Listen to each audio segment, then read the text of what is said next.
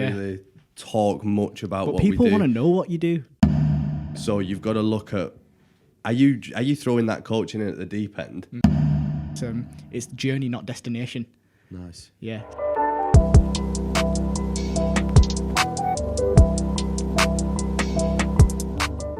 Before we get into this episode, I think it's really important for you to understand everything that we discussed in this episode.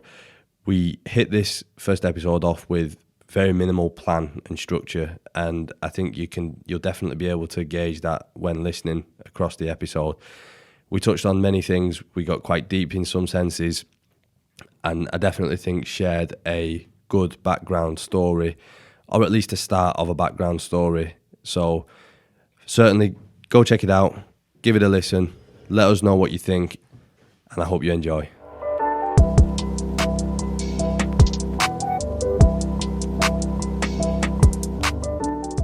I think you boys have got some interesting stuff to share. I think with your help as well, because people who know us personally will know that we're not very open about what we do. We don't really talk much about what we do. But people want to know what you do.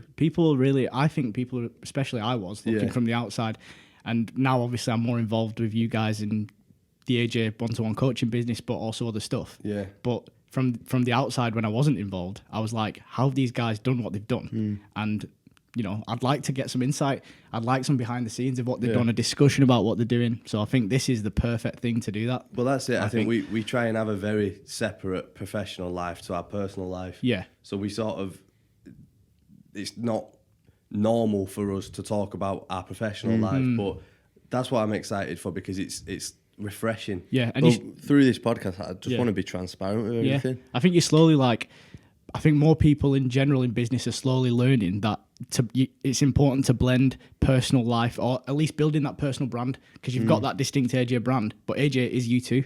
So like blending a personal brand into your professional life. I agree. I think it's definitely sort of me and Jack are the face of the brand. Yeah. But something that I'd be open to discuss as well in more detail is the team behind us, because it is much more than just me and Jack now. Yeah. And don't get me wrong, it started with me and Jack and has grown steady with just me and Jack, but we're currently sat at a point where it's definitely not just me and Jack anymore. Yeah, it's grown massively, hasn't it? Yeah, it has. It's been crazy, in all honesty. And I don't want to touch too much on COVID in this episode, because I think it'd be very beneficial for everybody. I think that's a standalone one, isn't it? Yeah. I think that'd be brilliant just to do an episode on its own, because we really have some stories about our time through coronavirus. But yeah, it's definitely, I'm excited for it. Yeah, I think we should start with how us three sort of know one another in the first place, and because our story's a bit of a funny one. It's a weird one. Yeah, and especially if you guys are watching on YouTube as well, it's important that you understand who Nathan is, because you might not you spend a lot of time behind the camera. Yeah, so exactly. I think for people to actually put a face to a name is going to be important. It feels good, boys. You feel special now. Yeah, a little bit. You're actually in front of the camera instead of behind the camera. So obviously Nathan, he's primarily our videographer. He helps Jack out a lot on the content side. But going way back, how many years now? Like, we've known each other. It was secondary school, since 11 or 12. Since we know, because it had been since secondary school. I remember making YouTube videos with you about guitar, and I'm sure you were singing in one of them, Ad. I'm not having any singing. Well, I'm so glad I don't have any of them bits anymore. I think I definitely tried to pick up a guitar, but I'm not having the singing. It was weird. We've always, do you know what? It's just weird, because I feel like our friendship and relationships just gone full circle. It'd gone in the sense that we'd known each other a bit. We'd been toying around with like making videos, just daft videos, playing guitar. I remember one that we did. So for anyone that doesn't know, like me, Adam and Jack, we went to school together. We went secondary school weren't it? So secondary school, that's like the ages of like 11 12, to 16. Yeah. And we pretty much known each other then. We were like not very, very close, but good friends. Yeah, we'd go around to one another's houses and we'd like have tea and stuff. Yeah. I still remember curry night in year 8, I think it would have been. I remember that. Walking home from school. I know. Sat down, and I vividly remember it, because I had never had mango and vanilla ice cream, but your mum offered it me for dessert. and I absolutely... I thought you were going to say something like, I've never had such a gorgeous curry, but you're talking about what ice cream is that? No, the curry was good. Yeah, the curry was good, but the dessert was even better, and I remember that. I'm sure that was Tesco ice cream, mate. To this day, I'm gutted because I missed out on that curry I know. night. And I don't know why. I don't know what I was doing. But yeah, it was just class. I remember that time as well. But I remember one thing that we did, and it was we'd started a YouTube channel together, I think, or it was maybe on my YouTube channel, and we did a react video, and it was like a try not to laugh. And it was so remember fake. that. No, It was so fake. but do you know what it was? We didn't, because obviously those react videos, the work where you film yourself, or you've got the video in the background, and you got you in the corner, and we didn't know how to do it. So we played the video, and we were like staging the reactions. It was like, and it was just so bad. But It was like, awful. But it was us figuring it out. Yeah. And now It's funny how the stuff that we did 7, 8, 9 years ago, is sort of now recircling in a more professional way to where we're now creating high-end YouTube videos and long-form content. Like it's and actually that becoming a career now for us. Yeah, it's just crazy to think about that was a little hobby. Well, it's even more crazy to think about that we lost touch from secondary through college and the 4 or 5 years. Yeah, so college was, or sixth form, should I say, was 3 years. Was it 3 or 2? 2 years. 2 years, and then first year of uni was when we got back in touch. So you got around 3 years there where we sort of was lost it third? touch. We got back in touch last lockdown, didn't we? As in, that's when I was probably because it was the pro player shoots that we got in touch with. Mate, that was in my second year of uni. So basically, it'd been a 4-year gap. Do you know how we found you as well? We found you because we've always had one another on Instagram. Oh, yeah, but you posted a YouTube video about yourself. Yeah. And I started a YouTube channel again. Yeah. And then Jack DM'd me. Yeah. He was like, so we clicked into it and we was like, this is Nathan. And we couldn't believe it. Yeah. And we saw the videos that you could produce and the quality and the way it looked, and it was sort of everything it was sort of everything we wanted, but on a sport level. Well, I remember the DM. I don't even think I said hi or how you doing. Yeah, or you just said, did you film myself. this video? I think I sent you your link back and said, did you film and edit this video? Yeah. And it was from there then. Yeah. And then I'm pretty sure that following week I came into the office. This was when we had the office in Littleborough, the small office. Which again, guys, if you know us and you've been following our journey for some time, that Littleborough office, that was brilliant, because before that point it was just 3 desks we had in our bedroom. Yeah, you're working from your room. Working from our room. Yeah. And we hated it. That was awful. But then we moved into a little box room that was honestly only just big enough to fit 2 desks. I mean, it wasn't even the size of this room. If you're watching on YouTube and you can see the room we're in now, I don't even think it was as big as this room. No. And this is just one of the rooms in the office. Yeah. This is the new office, this is just the meeting room for the office. So that's safe to say you've leveled up. Yeah, it certainly has been an upgrade, this office space, but there was that Littleborough office was sort of limiting us, because I'm a massive believer on you're only going to grow as big as your environment allows. 100%. And I think in that room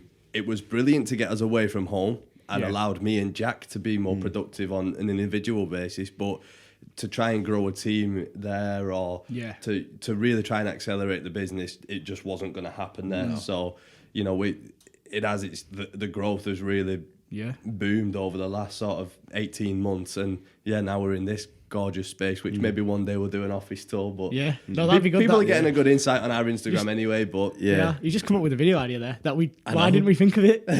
An office tour video, but maybe I should take over marketing.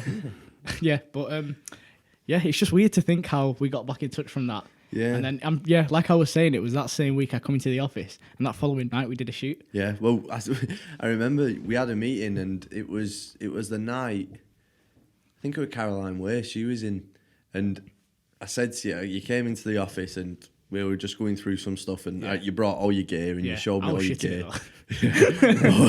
I seen the gear and I shat myself as soon as I seen the gear. I was just thinking, like, should I just not bring anything? But I was like, no, let me show them that I'm not going to come with my phone or something like that. But I feel like if I didn't, maybe you wouldn't have. Then I was like, well, look, I'd try to do this seriously. Yeah. So then, well, I think was we your first proper gig as well? Basically everything for my like filmmaking career, if you want to call it, is basically credited to you guys. Like I've said that fully is, because I've said this to like friends and family, but not like publicly. But yeah, for anyone listening, literally Adam and Jack they basically are the reason that I've got where I am. Well, I'd like to think that we gave you the opportunity. Yeah. and you've just sort of ran with that. Yeah. But that's you the know, if important we thing. could give you the opportunity and you choose not to run with it, and then Yeah.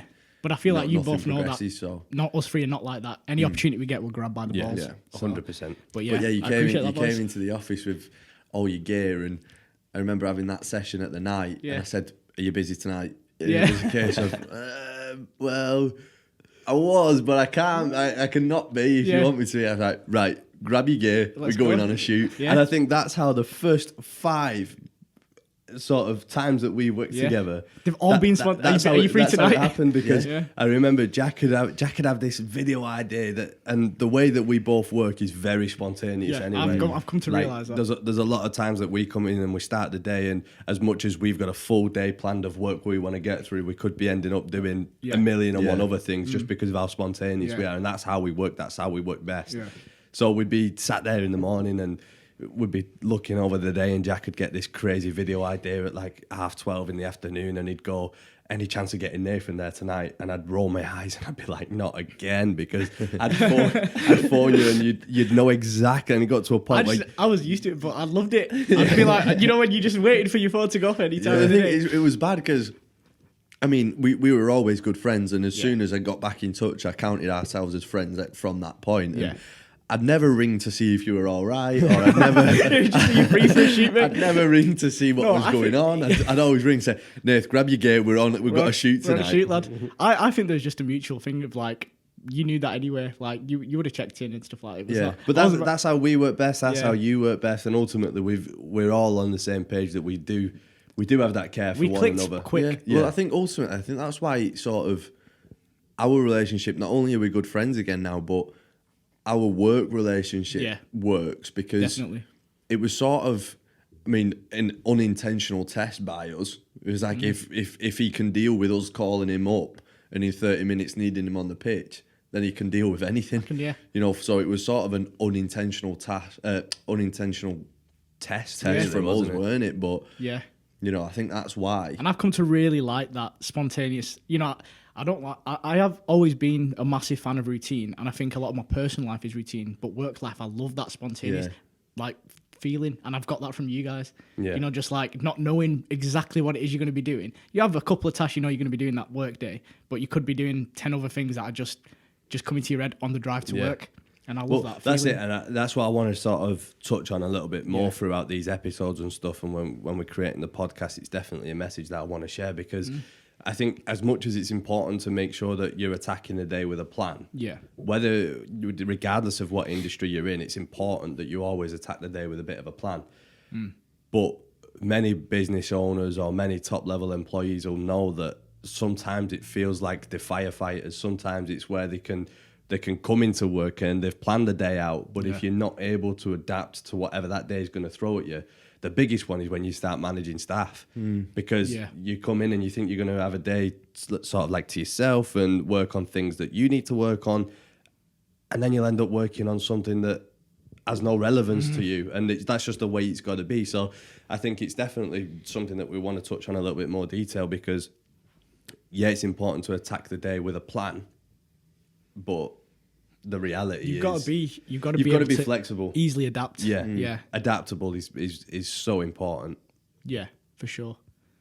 I just want to say as well, throughout this podcast, I think there's elements sort of that we want to do and talk about business and everything business orientated and what we're like as people, but we also want to start getting on like different guests and doing Absolutely, yeah. doing interviews with them and, Yeah. and interesting people. And you know, so if you're listening or you're watching, if you've got any suggestions or any people that you'd like to get involved in our podcast, then just be sure to let us know. Yeah, I think it'd be so just having a like a network of people that are into the same things as you, because a lot of people don't get it. No. Which is fine because it's not for Well, everyone. we have some fantastic guests already lined up, which I honestly can't wait to have on, because I think the conversations we'll have with those people are some be good. are much more business orientated, some are much more football orientated, and I think this podcast is going to be a real good place for you to come to. And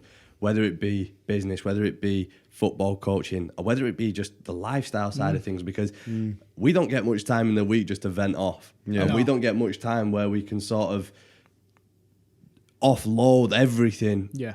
and then just walk away feeling 10 times lighter. And so more than anything, It's a I good think outlet for that, this. yeah, and that's what I think it's going to be. It's going to be a mixture of those three. It's going to be a mixture of the business, a mixture of the football coaching side of it, and then a complete mixture of where it's just personal life and we're just talking just to offload and Just waffling. waffling basically. Yeah, I think that's where Waffle Wednesdays were born, weren't it? Yeah, literally. So that's like that could be like a segment, recurring segment in the podcast. Yeah, Waffle Wednesdays. Yeah.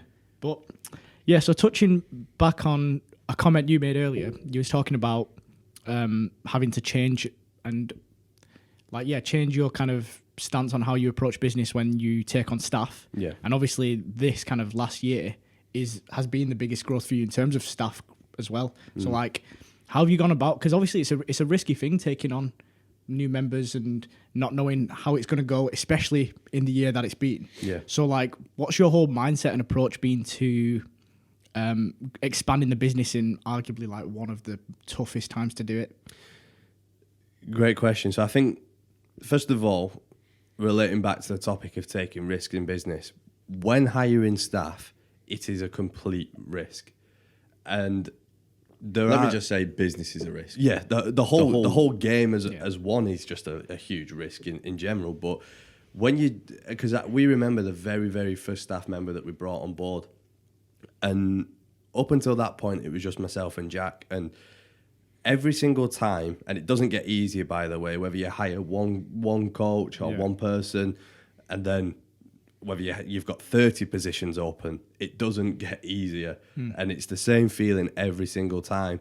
And I'm sure many people let's talk about the one-to-one game as just the topic that we're going to discuss right now. So I think many people will be, and we've seen it through the business inquiries that we get, but there'll be sort of one-man bands. Yeah. The brand's attached to them personally, and now they're stuck. They want to grow it. They want to turn it into a full-time job. But in doing so, they're going to have to recruit and employ other coaches to sort of, let's not beat around the bush, up the revenue, which allows them to take a full-time position. So I think it's, first of all, you've got to trust yourself and the service that you're providing as an individual, because ultimately, as soon as you offload some work onto another coach, then it's almost, as much as it's under your brand, it's not you. Yeah. So you've got to look at, are you throwing that coach in at the deep end, and are you expecting them to coach the same way as you coach to still accelerate that brand that you're trying to create? Or are you bringing that coach on board, really, really working with that coach to get them to a point where they do share the same message as what you're trying to share? They do Same sort values and of everything. believe the same things that you believe. And I think that's a massive first point, is it's a huge risk. Yeah. You've got to trust what you're doing individually first, because ultimately what you're doing individually is what's going to drive the team of coaches that you're Absolutely. ultimately going to get to.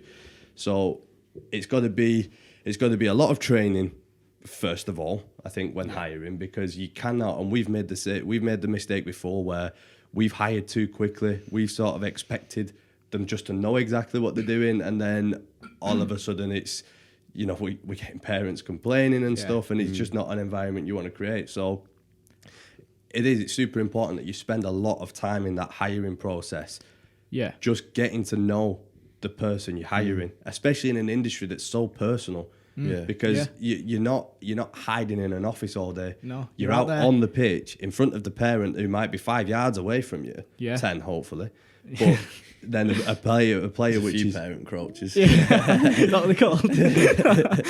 They're just always like right up in your face. Yeah, the worst is when you're trying to get the kids to check the shoulder and you can feel them breathing on your neck. If you accidentally boot a ball in the face, that's not your fault. But in all seriousness, it's really important that you spend that time with the coach that you're bringing on board, and as well, you've got to be able to afford them. When hiring, it's expensive. And I think people on the flip side of that, people can sort of rush that process Yeah. because they sort of see what's going on Instagram, or they see what's going on with other people around them, and Is it like they buy into the hype of, these guys look like they're a massive thing, so I need to do that it's sort now. of like a numbers game Yeah, to them. yeah. So it's like, I've got to have X amount of coaches or I'm not doing well. Or, Is that something happened with you guys as well, or did you guys kind of not buy into that? I think we was I aware think- of it, weren't yeah. we? We was aware that sort of was the culture of. It seems to be a race to who can get It's to a rat 10 race, isn't it? employees Yeah. and who can get to the most centres. And Yeah. I think it's definitely It can be counterproductive, can't it? Oh, massively. massively. yeah. And I feel like you guys have just been so on it with steady expansion. We've Would tried. We've tried, and we've definitely not got it right every time. Yeah, but I mean, from the that's- outside, it looks like everything's been managed really well. So that's what. Well, that means we're doing a good job. Yeah. I hope so. I hope it looks like that from the Yeah. outside, because it's Yeah. like a duck on water, isn't it? Yeah. Well, whatever's happening internally is different. But you know what I mean? From the outside, That's yeah, it. that's what it looks we've like. definitely, we've not got it right all the time, but if we have made a mistake, we've definitely learned from it. Yeah. So when I talk about the numbers game, for us, it was never a case of to get to X amount of numbers or X amount of centres. Yeah. It was sort of like almost like a personal validation thing, because we found ourselves very early on at the age of 18 ready to Yeah. hire a new member of staff Right. after full time in it for me and Adam. And at that point, we sort of felt it was a bit of a personal validation that, well, Yeah. if I get one person, then I can get two, and then I can get three, and then actually I can sort of get rid of the fact I'm only 18 and people Yeah. will validate me because I've got this to show for and that to show for. And so it wasn't necessarily a case of a numbers game for us. It was more of, we sort of expanded very quickly. Yeah. We made mistakes along the way. We cut back, and then we did it then right. you did it right. Like that's Right, okay. that is what happened with us, and And I think we sort of rushed a year and a half. for that personal validation. Yeah. When you say that, do you mean, because I'm interpreting that as like it's an internal drive rather than buying into the rat race of what everyone else is doing. You've got that internal drive, and like maybe age was a massive factor in that, isn't it? Because you were saying about people taking you seriously at the age of 18. So if you've got that big team behind you, then it's all of a sudden these guys are legit. These guys. So is that what it was? We sort of 'cause we sort of didn't believe the position we were in. We sort of questioned as to why was it happening to us? Why was myself and Adam fully booked for? Yeah. I think it was around 20 hours a week each, and then we had demand for extra, and we sort of were like, well, why is this happening to us when we've been in the game for no longer than 3 months? Yeah. We're only 18, and let me just touch on that. We've been coaching since we were 12. Yeah, it's been And a life it's thing been for you. it's been a big process even before then. But we was in the one-on-one game for around 3 months before we were fully booked, and Yeah. it was sort of like, well, why is that happening to us? Yeah. Have you guys heard of imposter syndrome? Yeah. I've heard of it. I'm not going to lie and sit here and say I know exactly what it is. Because that's something I'd read about and sometimes felt, but I mean, I wouldn't have felt it in the position you guys are in, because what you're describing is kind of an imposter syndrome thing. But it's basically just, I'm gonna kind of like just absolutely Go ahead. but yeah. it's just a feeling that you get that the position you're in, you don't feel like you either deserve it or understand how you're in that high level position, and you feel like, am I an imposter, like in this position? Like you were saying, how have we booked a full 20-hour weeks of full sessions and things like that? But I mean, you can if you boil it down, it's because you worked hard and you were personable and personable. Is that the word? You were just Maybe. relatable. If it's not, you've just made one up. I just made one up. But like relatable, and like people like you, they bought into the business early on. So you can find out why you grew so successfully and big, but like inside you can still feel like, why is this happening? So that's Yeah. Well, I I think, think I think that's it's the important case, to touch isn't it? on, though, first thing, before we even carry on the conversation, is we still believe that we're not in this successful position. We what do you mean? well, As in like how you... like there when you're saying you're in this position now, you're in this high level position and you're in this successful position. Like there's an element of us that know what we've achieved in such a short period of time, and especially carried on expanding through coronavirus as well. That's success. So I believe what we've done is achieve success. I don't look at me and Jack and think we're successful because I still see the hell of a lot more that we need to achieve. Our main mission statement from the very beginning has always been, we just want to have an influence on as many players as possible. I really like Many that. players and parents as possible. That's literally it. Like, So you're keeping it broad. For us, that is all we want to do. And it was when we became fully booked. We're not stupid. We know me and Adam can't influence every kid that plays football in England, right? So that's when we start to look at hiring. So really, it wasn't. We sort of just wanted a living for me and Adam. We just wanted to turn what we love doing into a living, just like anybody else would. When we thought about it, we thought we're gonna have to get involved in a company structure when we have to start hiring, because if we want to do what we've set out from day one, which is influence as many players as possible, we're going to have a team behind us that's going to be able to do that and get the players that we can't. So that's sort of like how it's evolved for us. And when Adam says, you know, we don't feel like we've been successful because we've not achieved that yet. Yeah. We're at probably 1% of what we aim to achieve. If you that's going to be scary. We're just in Manchester. We're just in Greater Manchester. Yeah. So we've got. I mean, we've purposely set out the centres where they are on purpose. Yeah. Because we'd like to think anybody in Manchester is no more than 30 minutes away from a centre. So if you look on a map where we're based, you'll be able to see that anyone in Manchester can get to us. Sort of a smaller circle within Greater Manchester. But then you think, well, you've got Manchester, you've got then the northwest, and every little area that's in northwest, and then you've got the north, and then you've got the south, and then you've got England, and then like. But it's good that you're like tackling it from, you know, like from the ground up. Well, and again, this is where like the numbers game comes in. Like we're not. If we wanted to, we've had people approach us who've sort of said, "Can we go down south and can they set up a centre under our name?" And you know, it's never sort of been. That's not the way we want to go about it. So. This episode is sponsored by the Online Growth Agency. These guys really are a one-stop shop for everything media-orientated, whether it be a web design, a complete rebrand, or just your social media. They're the guys that are behind our website and our social media. I really do think you should check them out.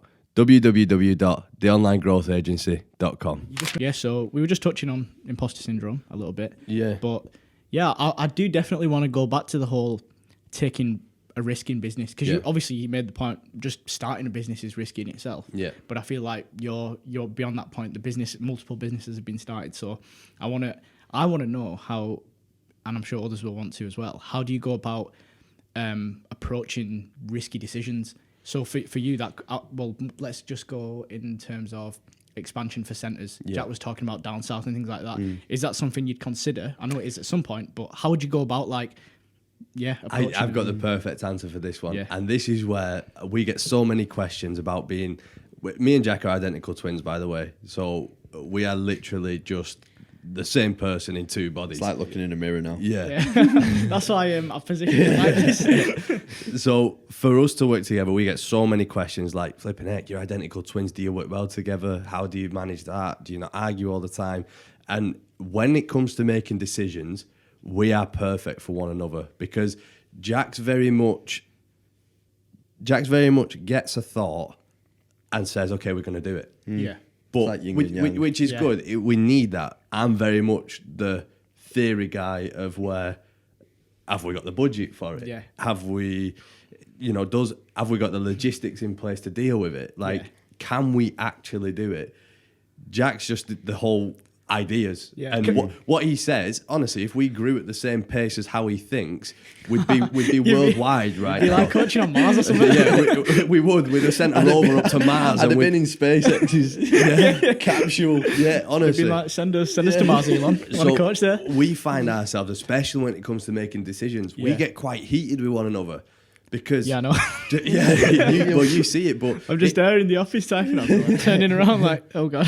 But it happens because he's got such a mindset of where it's, I don't really care about if we can physically do it, we're going to do it, and then we'll work it out along the way. Yeah. Which I think is important, but it's important to have both sides, because You've got ultimately the perfect balance. We've had ideas, or he's come to me with ideas before that I've just said straight up, we just cannot do this. Not feasible. Not yet. Keep it in your head. Keep it in the pipeline. Plan it for 6 months' time. Yeah. Because the way that we're growing, and it's got to a point now where you can sort of you could never predict growth, but No. you know it's sort of steady and you know it's sort of you can tell the consistent. trajectory of So how you things can are going, kind yeah. of say when making decisions, well, actually, is that better to review it in 6 months' time when we're in a bit of a better position? So to answer your question about making decisions and dealing with the risk, we bat off one another. Yeah. And because I think we're lucky in that sense because not everyone who's listening say they run their own one-to-one business or whatever. Yeah. Usually it is just themselves. So a bit of advice would be if you've not got a business partner or anything like that, is there somebody you could go and speak to? Yeah. Like, is there a close friend? Is there a family member like can sort of work like that? And first off, it comes like you've got to be sort of strict on yourself. You've got to actually figure out what type of person are you. Are you the one that will just run with an idea and do it regardless, or are you the one that will think about it overthink? and- Because yeah. listen, as much as we'd be worldwide if it was up to me, we also wouldn't have moved out of one centre if it were Adam. Yeah. Because he'll just overthink Yeah, everything. it has to balance so each you, other. So you've got to try and figure out sort of like which person are you, what side are you on, and if it is just you, is there anybody in your family or close friend or your business partner that you can sort of speak to who can sort of level you out, and then you can have a discussion and come to a reasonable answer. I've got a question for you boys. And is there anyone who, out of you two, who's like the ultimate like shot caller, would you say? Or is it a 50-50? I think I actually... Who gets away more often than not? I think when it with, comes with to me, I don't stop. Right, No, okay. I think when it comes to micro decisions, I think that's my game. I think the tiny decisions that are made, and they're sort of the small decisions that you don't even realise you're making a decision. Yeah. I'm sure there's a fact out there which tells you how many decisions on average you make per day. Oh, It'd be thousands. It'd be yeah. absolutely You're gonna have to thousands. research that. Yeah. Do you know what? And I knew the statistic as well. I was For actually... anyone who doesn't know Nathan, he knows pi to 15 decimal places. Try 50, mate. Actually, 50 decimal places. But I promise I'm not like a weirdo. just got weird tendencies. Yeah. My mum's had me tested. But So I think the micro decisions that you sort of see or don't even realise are being made, is that you? that's sort of me. When it comes to the bigger decisions, there's obviously a discussion between us both. It's not, one doesn't outweigh the course. other.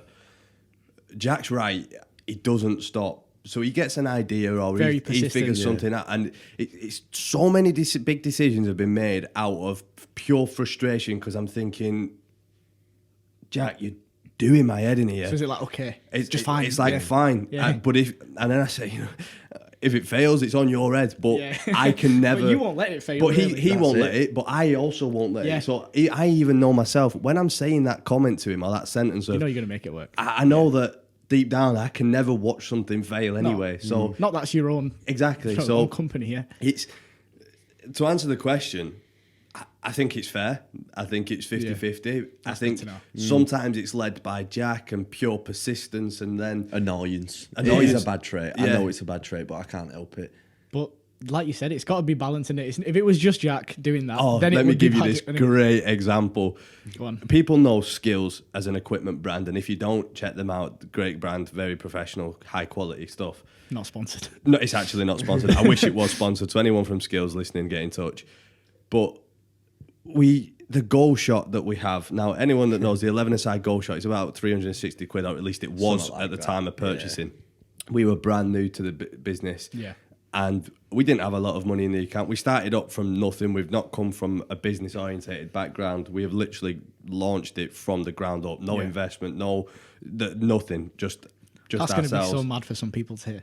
And so, anyway, we're getting a little bit busier. Me and Jack are getting sessions under our belt.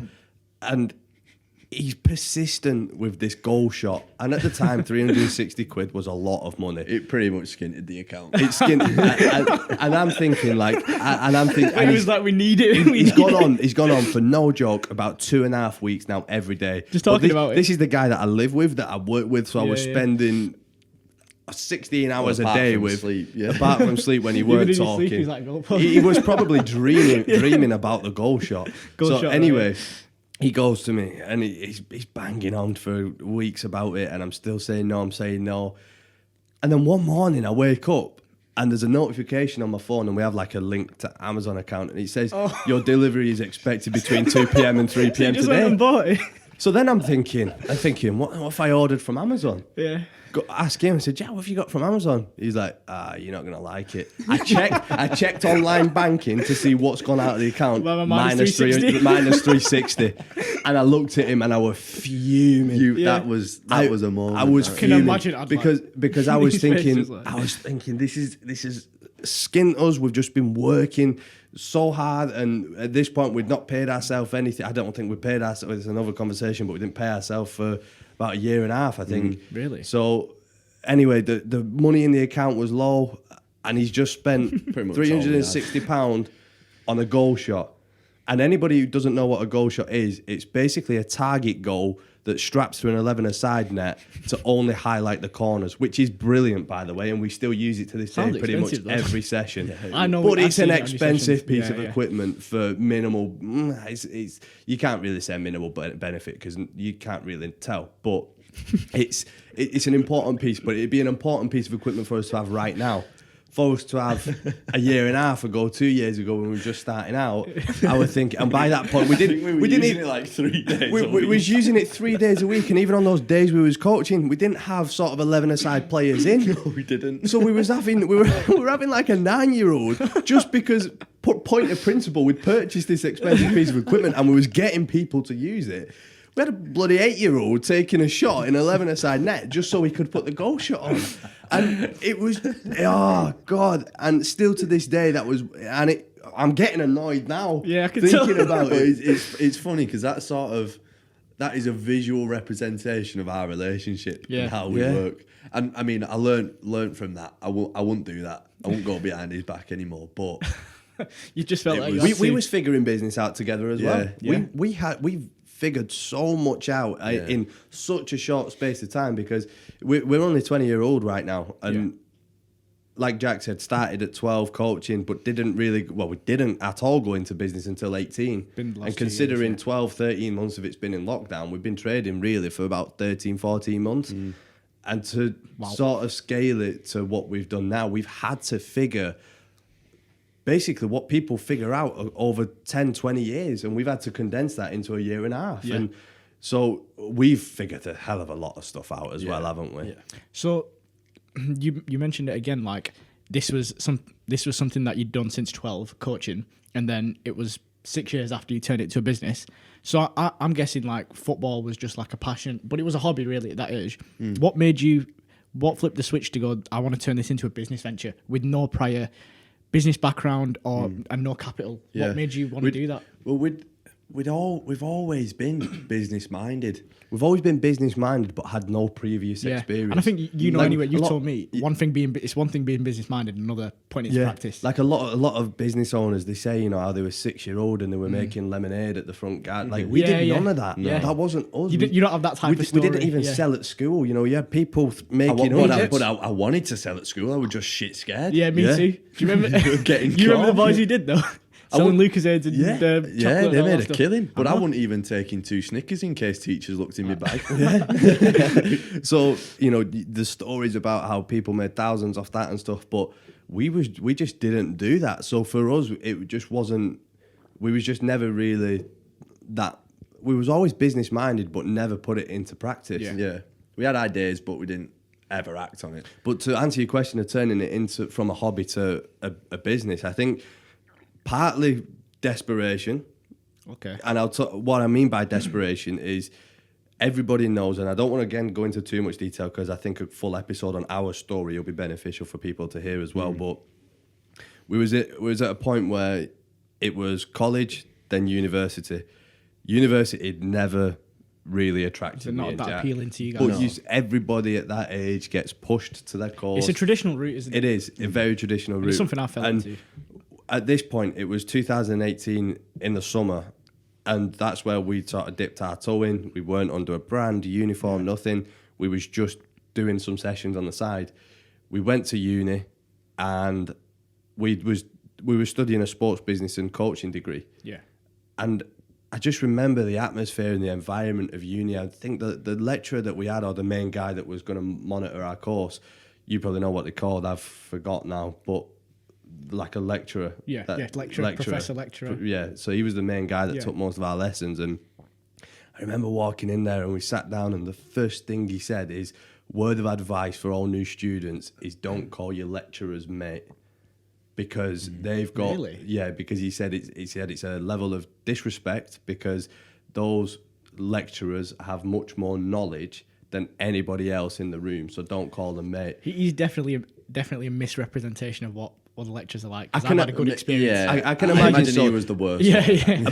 But that character and that individual, we just walk Yeah. away from, because I don't want any, I wouldn't. we're not like that. We don't advocate to be like that. We don't.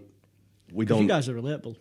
We hope so. Yeah, We're just two guys, Yeah. and I think anybody that has that approach is just an idiot. Yeah. And so anyway, he was trying to teach us stuff over. I think we lasted like 6 or 8 weeks, and Well, we actually went in for 2, but Did you? then But- they tried to make us stay in it. It dragged out for a couple Right. of months. it dragged out for 2 months basically. But we actually only went in for 2 weeks, and I didn't even know that you actually went to uni. yeah, everything he was trying to teach us, because remember, it was a sports business and coaching degree, and on the outside we was doing sports business and coaching. So everything that he was trying to teach us, there was a couple points, and we was like, because they're always up for debates, aren't they, in uni classes and stuff, so you can express your own opinion in them, and we weren't doing it to be idiots. Don't get me wrong, there was an underlying issue that I disliked this fella a lot. So there was a little bit of So there was a little sarcasm bit and of mockery. sarcasm Yeah. and kick, what you're saying's bull, but Is that because you guys well, actually no, in practice it's like this? so that's that exactly what what you we were mean? Yeah, doing, yeah, and that's what we tried to say to him. We said, and we never did it in front of class, so it was never. It was never to It was mock never. him, It was yeah. never a method. Public mockery, yeah. It wasn't that whatsoever. But there was a couple of times I sent him an email or went to him after the lesson, and I just said to him the stuff you're teaching is brilliant for most people, but we're actually living this on the outside, and business isn't a textbook. No. So you're trying to teach somebody the ideal route, the hypothetical route, really. And we said it's not like that. Not like that, And yeah. it's funny, just touching on that, it's just clicked with me. We got a message off another private football account on Instagram. Yeah. A couple of weeks back, I think it were. But he started the message, he opened the message with, I remember you two from our uni class. Oh yeah. And don't forget, we were there 2 weeks, so we have no idea of Who he anyone. is, yeah, I yeah. don't think I spoke to anybody. But I got that message, and it turns out he did the same thing, You dropped out. but he lasted a year. Oh. He lasted a year and then did yeah. the same thing. So, and I mean, I looked at his page and he seems to be doing well for himself. Good, So that's good. Good to hear. big up to him for that. Yeah. But it was just funny how our story wasn't just a one-off. Yeah. I feel like it's a whole separate episode about the whole uni story. I think so. There's, I mean, I don't realise how much we've gone through or how much there is to speak about until I sit down and speak about it. Yeah. Because there you're is always so going- much we can talk about 100%. and touch on. But I feel like, because obviously I'm in now my final year of my undergraduate bachelor's degree, and Sounds good, that anyway. Whatever that was. I just you longed it want out. that for I the could have just said takeaway. I could have that from a takeaway. could have just said I'm in my last year at uni, but I just wanted to make it sound good, boys. Put a bit of Can you yogurt just and let me mint have my sauce on it, moment? and it tastes brilliant. That. Yeah, just let me have my moment. Sorry. But I'm Sorry, joking. what are you again? Yeah, I'm just, undergraduate bachelor's degree, BSc and that, neuropsychology, you know how it is. But you're right, because a lot of people, and I feel like a degree, first of all, it's not for everyone, but then also different degrees, I don't, not to say that they shouldn't exist, but you doing a business, sports, and coaching degree, which is what you were putting into practice, I feel like going down like just starting the business or working for someone and doing it is how you're going to learn best and do it. Whereas like there's certain things that you do have to go uni for if you want to be a lawyer, engineer, doctor, and there's routes and there's a place for that. And I feel like the route I originally planned, or for my parents, like still plan on going down, I have to go to uni for. But I guess the point I'm trying to make is it's like how did you know? It's just good that you realise very early on that this isn't the way I'm going to succeed. Yeah, because it's not a textbook. Like if you're a doctor, you need to know the facts to save someone's life. No, that's but it. If you do a business, there's no one. It's not a one size fits all, is it? No, you're right. I agree, and I am not saying in no means go and drop out of uni. Yeah, that's the point, isn't it? It's not to everyone who's in that position drop out. Even sports business and coaching, there will be like success stories from that, and who have followed through, who have followed through with it and have learned so much. And I'm sure all courses, regardless of what it is, benefit the students. Yeah. Just for us that was living it at that point in time, couldn't relate to what was trying to be taught, and in actual fact sometimes disagreed with what was trying to be taught because it sort of didn't fit what we was actually it wasn't the doing. reality. It wasn't the reality. So we was taking in something and go and implement it in a different way. Yeah. That was working. So then we was coming back and being like, well, this doesn't. We just basically disagree with the whole week you've just been teaching. Got it right. Yeah. So surely, and we just couldn't find we weren't relatable to it. So would you advise though some people in that position to maybe go work for someone in that business, like work in the industry rather than just learn about the industry? I don't think we're in a position to say that because fortunate for us, it's worked. It's worked, and we've never actually worked for anybody else. We've never been an employee. Yeah. We've always been your own boss. Yeah, we've always been our own boss. We've not even like a corner shop job or you've just worked for yourself since we've you started. not, so we don't know what it's like to have a boss. Yeah. So I don't think we can sit here and say, go work for somebody else. And then, I mean, loads of people say it and they might be right. Yeah. But for us, we've never worked for anybody. So there was a time when we purposely put ourselves on a 2-week, what's it called now? Like it's like an intern, isn't it? Internship. It's like work experience. Yeah, that's work it. experience. So we purposely put ourselves on a what was 2-week it for? work experience. It was packing and sorting in a warehouse. You're right? joking. And this was on a half term. This was like college. This was half term. When people It's the most like random take thing I've ever heard. 2 weeks honestly, off to go on holiday or something, and we get ourselves a job. Yeah. Doing packing and sorting for 2 weeks, 8 hours a day. We were sharing a car at this point, and it was broke. Oh man. It was in the garage, so we even was had to get taking buses. 2 buses, and we was clocking in at like 7 a.m. and we was working. I can already like picture like how gloomy and like grim it just must have been. It was awful. It was quite like wintry as well, wasn't it? It wasn't like summer, so it weren't nothing really kicks us out of bed in the morning. But we purposely did that because we realised that we need to know what it feels like. As much as we don't want to be like an employee, not even don't want to be, just our path never aligned with being an employee. Yeah. So, but we knew how important it was for us to be in an employee's shoes, so that when we become an employer, we know exactly how we want to treat the employee. You already answered my question. And that, I think, was so, and I will refer back to that experience until I'm blue in the face, because that was so beneficial for us, because now there's a team of us and the environment is amazing. It is actually class. Between, I can vouch for that. There's 5-6 of us in the office every day, and then there's 10 to 13 of us on the pitch. And every single one of us just gets on. Yeah, it's like a house on fire, isn't it? It is, and it's nice. And the It's environment really we've created has been a huge thing that we've prided ourselves on. So, do you know when you said you did that work experience, was that, and you said you needed to put yourself in that in the shoes of an employer? Was that a positive experience? Like, did you come away from that thinking this is the type of boss I want to be, or did you come away from that experience and think this is the type of boss I don't want to be? So the job itself was awful. Yeah, I think absolutely awful. I think part of it that terrified us of, that's sort of like we're gonna have to make it work because otherwise this is what it's gonna be like. This is what life's gonna be like. So personally, it was a big reality shock check, of like, right, you are gonna make it work. So that motivated us to kick things on with the business. I think what it taught us about employing and dealing with staff and creating an environment was you've got to hit them with energy. You've got to hit them with enthusiasm. You've got to try and get passion out of them. You've got to treat them right. Yeah. You've got to motivate them, give them incentives, and ultimately care for them. Because in that job and in that industry as a whole, I can imagine it's very much throw your high vis on, stand in your position, and do the same thing every day. Yeah. And if you don't, then you're out on someone else. Someone else will just Someone replace will be you. in tomorrow. Yeah. And that's I guess how majority of industries work. Pretty much is. If you walk away from that position, you're replaceable. Someone else is going to take someone you. will be in. For us, we wanted to create an environment that was not like that. We don't see any of our coaches replaceable. Of course, you could put a job advert out and you probably get 12 to 15 applicants back of coaches, but are they the right one for your business and for your brand? And are they going to be exactly Yeah. the same as the one person that I think you're questioning or whatever? Yeah, you proper hit the nail on the head about, like, that is ultimately how you build success and wealth, is where, like, just take, like, someone like Joe Rogan, for example. Millions of people do podcasts and we've just started one, but you cannot replace someone like Joe Rogan. No. And that's what makes him so valuable.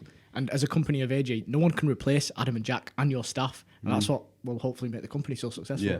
So yeah, you're right there. It's about like bringing that uniqueness to the But I company. say it like if you're wondering about yourself, like how can I be different to anybody else? Yeah. Be yourself. Yeah. There's only one you. Yeah. And that's what, the way what if we someone see it. says, but I'm boring? Or I'm You're not. I spend 30 minutes with your own head and figure out what it is you like. Or Yeah. I'm just what saying, you're like, that is a passionate general response, isn't it? I But still think I'm and stuff boring. like- yeah. Sitting here doing things like this, I think when because you've been the biggest driver for this podcast. If it was down to just me and Jack, I don't think we'd ever start this podcast. Yeah. Because you're the biggest one that's saying, tell your story. Yeah. You know, if people listen, they listen. If they don't, they don't. If you impact one person or 10,000 people, it doesn't matter. Just do it. And so we're still the same as what you're saying about, you know, what people doubting, are they boring? I doubted this morning driving here. I was thinking, flipping heck, Nathan's saying, get here for 8 a.m. So first of all, I'm already an hour early into the office that I'm not normally. So get here at 8 a.m. We're going to have microphones set up, lights set up, cameras set up, and you're going to sit down and you're going to talk. Talk for an hour. And I was thinking on my way here, and as much as you proposed like a bit of it was like an idea, weren't it, to us yesterday? And I was still reading over it last night thinking, Really? why, like, why me? What am I? And I guess that is back down to imposter syndrome. Yeah, And 100%. Why should I be the one sat down and talking about myself when it's the most uncomfortable thing for me? Yeah. And I don't like talking about myself. But Hopefully, you've hopefully made highlighted a bit of the importance. of I it. think there's a bit of a bigger picture that it's not talking about me and Adam. Yeah. It's talking about our journey and the growth of AJ 121. 100%. That's what we're talking about. Yeah, and you know, like, Jack will know defo, like, how much I ride the personal development wave and all that kind of stuff. But and I've been like always been drumming the idea of personal brand. And there's this really good book called Show Your Work by an author called Austin Kleon, and it's basically just about whenever you see a business or like any piece of creative work, or like could be art, music, whatever, you're presented with the final product.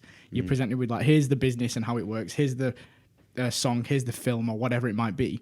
But really, people always enjoy that. But I think what makes you grow an audience is showing your work along the process. So that's what I want you guys to do, because of people. If people got a glimpse of the behind the scenes work, I know they'd love it. Yeah. And yeah, he talks about, and I really like this phrase that he says. He goes, it's journey, not destination.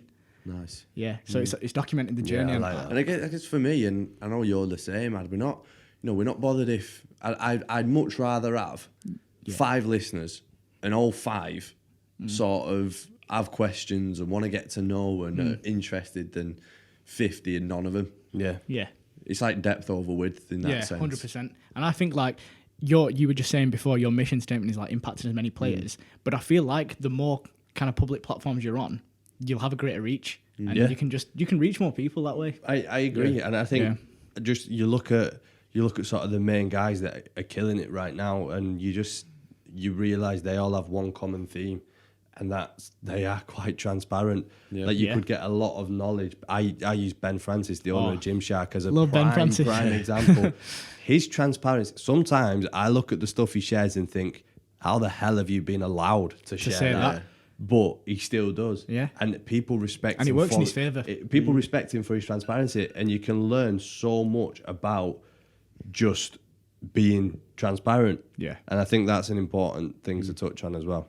Absolutely. I definitely think that transparency is just such a big thing. But it's hard to do, isn't it? I suppose in your position, is it a thing for you where you're like, should I be sharing this? Or is it, do you ever think like, I know a lot of people, especially in the filmmaking game, which is the kind of world I live in, it's about not sharing secrets. And now you're looking at this new wave of like filmmakers, and the ones who are the more successful are the ones sharing their secrets. Because ultimately you can share what you want, but it doesn't mean someone's going to replicate what you do. Yeah, that's true. And I think if you look at everybody as a competitor, you're going to be a lonely person. Very you're true. going to live in anger, and Yeah. you're going to despise everyone else. So you can't see everyone as a competition. You just see them as friends. See them as it goes right back to our mission statement of we just want to affect as many and influence as many people as possible. And if we're going to do that by sharing behind the scenes stuff and being a little bit more transparent, of course, there's certain information that's sensitive to a business. It's like that in any business. Yeah.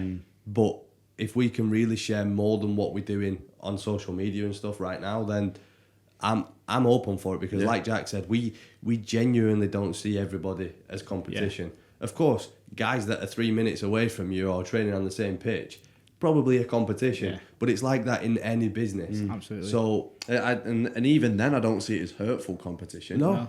It's just the way it is. It's friendly competition. People get so competitive in business to the point of where they're angry. Yeah. Really? And is that something you've seen? Yeah, seen it, experienced it, Really? and I just think, why are you so angry? How can you get so angry? I don't, and it's just never been something that has angered us. You know, if people are setting up a business, that's exactly why we do things like this. That's exactly why we offer a consultation service, because we are up for people starting their own business and doing it. Because again, ultimately, it goes back to our mission statement. If Impacting there's somebody people. down south who's asking for some advice and stuff, and then they're going to use our advice to go and affect 40 more players, we've just... You've instance, we haven't, but we've gave the advice. Yeah, exactly. Yeah. So we've sort of give the advice. It's like passive smoking. We're not directly taking the cigarette, but we're still being affected by the person who's smoking.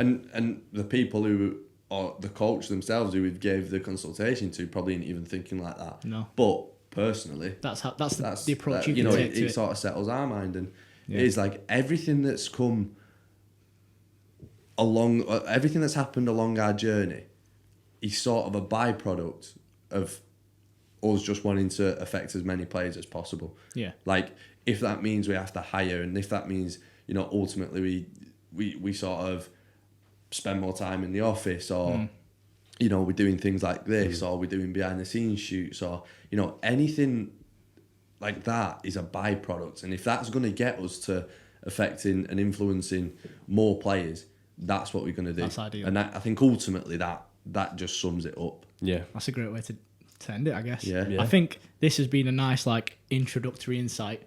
And it'd just be nice to touch on, because there's so many things for us to talk about. What I want to say, like, this is, I mean, I guess by the title Waffle Wednesdays, we have just waffled about a lot of stuff there. Yeah. But, you know, in future, there'll be more specific topics. And that was, we've touched on a few things in this podcast that I sort of want to delve a little bit just deeper scratched into. the surface really with this one, haven't we? Absolutely. But yeah, it'd be good to, if any listeners or viewers, just let us know what you think, and if you got any ideas moving forward of what we can do. Any questions? Yeah. Where can they reach you?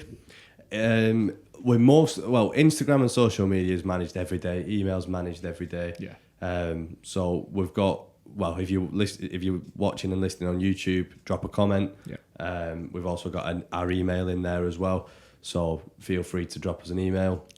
We'll put all the links for all the links where they can reach you stuff, in the bio. What I think is important. I'm not sure Apple Podcast or Spotify works. Yeah, we'll whack it in the description somewhere. Yeah. Is that yeah, what happens? Yeah. Cool. I'm not going to plug this too heavily either, but we are soon to be launching I'm not sure how the dates are going to cross over and stuff, but we're soon to be launching a Patreon as well. Yep. So if you have enjoyed this episode, our Patreon is going to be a place where you get more exclusive podcast episodes and much more frequent podcast episodes as well. So if you have enjoyed this one, definitely check that out. If the Patreon's launched before this episode, then there'll be links in description as well. If not, you've probably got a week or two to wait, but set your alarms for when that launches.